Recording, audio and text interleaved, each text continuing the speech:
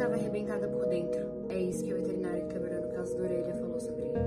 No dia 15 de janeiro de 2026, o Orelha, que era um cãozinho comunitário da Praia Brava de Florianópolis, Santa Catarina, um cãozinho idoso de 10 anos, foi atacado por um bando de adolescentes e morto, enquanto eles brincavam de quem dava porrada mais forte com pregos na cabeça dele.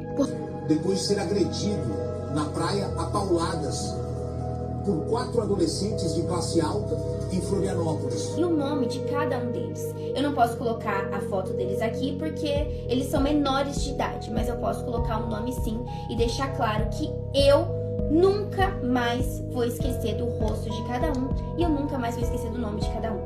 O que vocês puderem compartilhar sobre a Orelha, não precisa ser esse vídeo, mas o que vocês puderem compartilhar, compartilhem. Não deixem esse assunto morrer, vamos fazer isso chegar nas grandes mídias e vamos fazer com que a Orelha tenha justiça